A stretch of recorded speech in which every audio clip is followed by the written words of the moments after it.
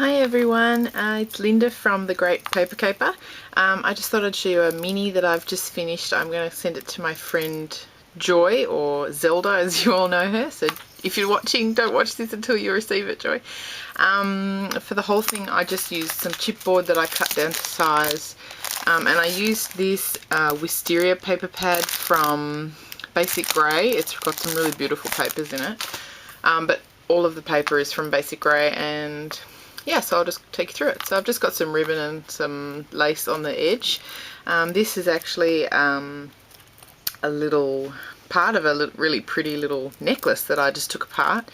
And here's one of the Tim Holtz fragments, and I've just done a bit of stamping with some sort of metallic coloured embossing powder.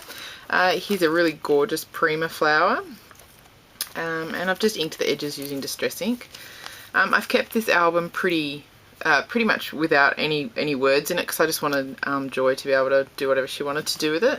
So I've just created a little pocket here, and I've edged it with some lace.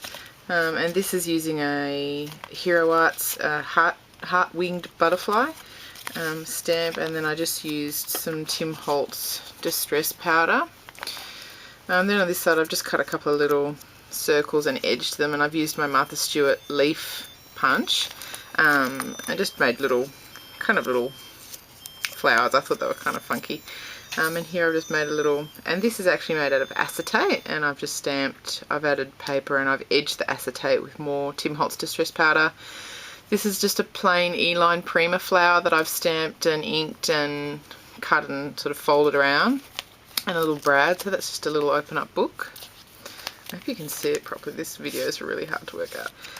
And here's just a little mat and journaling tag. And I've actually used Laura from Following the Paper Trails envelope mini album. So this is the envelopes here.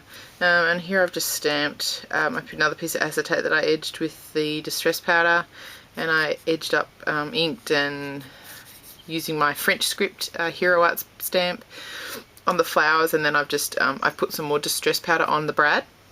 And here's a Tim Holtz quote. And here I've just used some lace, and I've made a little bookmark using another Tim Holtz quote.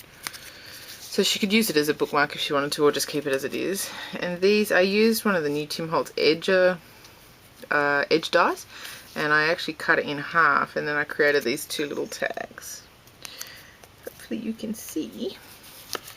And I've got dreams on that one, and then this one says discover and create. So I just used the bigger Tim Holtz stamp, and that's actually part of a whole saying, but I just actually inked up the word discover and create. So here's just another little journaling tag. I'm trying to work around my camera here, and I've got my 5-month-old in the chair next to me, so that's probably why you can hear jingling. So this is actually just using a Nestabilities die. I used it to make a card, and this was the insert, and then I just trimmed it to fit the side, and this is using a Paper Tray Ink Ric Rac die. Oh, and for the, I don't know what you would call it, the bits around the holes in the centre, I just used one of these really tiny little EK Success punches, which I think you can see. It's just a way to make it reinforced but pretty. And this is using the Tim Holtz edger die on acetate again, which you can see here. And I edged it using some more Distress powders. Can you tell I just got them? And this is using the Hero Arts leaf stamp that I love. And this is too. And I wanted to just sort of bring the image across so that it followed on. Based on what Laura was saying, and which I've read about before, how your eye looks for similarities. So I've just brought the greens in across. And here's another little insert.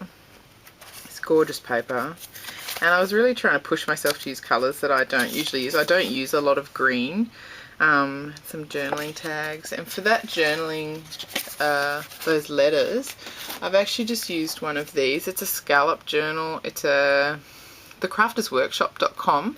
I picked it up at just a local scrapbook shop, but you just ink over it. Ah, there's my baby playing with her little chair.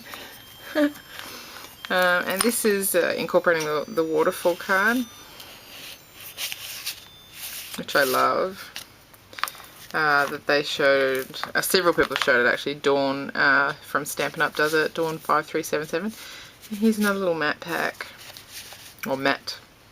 And I've just had some plain white lace that I inked blue using, I think it was peeled paint.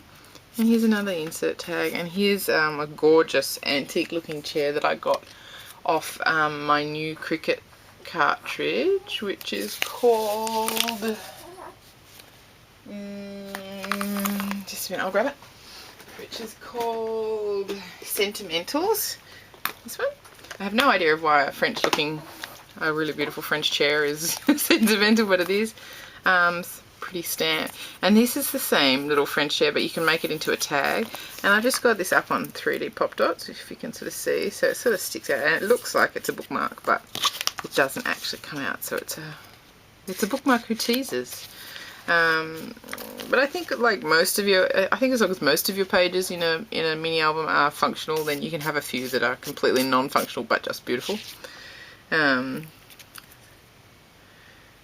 here's just paper. I had 2-piece little squares of paper. I used the Rig Rack die again. Prima Earline flowers inked with, I actually used chalk ink this time, and I also did the French letter writing, which you can only see in person. And then I've just added some buttons, because I'm big on the buttons. And here's a couple of little bits of lace, tiny little piece. And then this little kind of frame thing is off the Sentimentals as well. I liked it just as a frame, and I thought she could put a final photo there, or even the end, final words. There you go. And yeah, and then you just tie it up like this in a little bow. And that's it. So I haven't made a heap in the last couple of weeks. We've had some problems with my daughter's health that we're getting tests done for and stuff, so I've been a bit sidetracked and worried about that. And every time I come into the craft room I just don't get anywhere. So yeah, so this is for Joy. I've got another album back there that you can see, but I'm nowhere near finished it, so I'll show you that sooner, closer to the day. Anyway, yeah, so I hope you enjoyed, and if you have any questions, please feel free to email me or come onto my blog at www.thegreatpapercaper.blogspot.com and leave a comment below. Thanks, bye.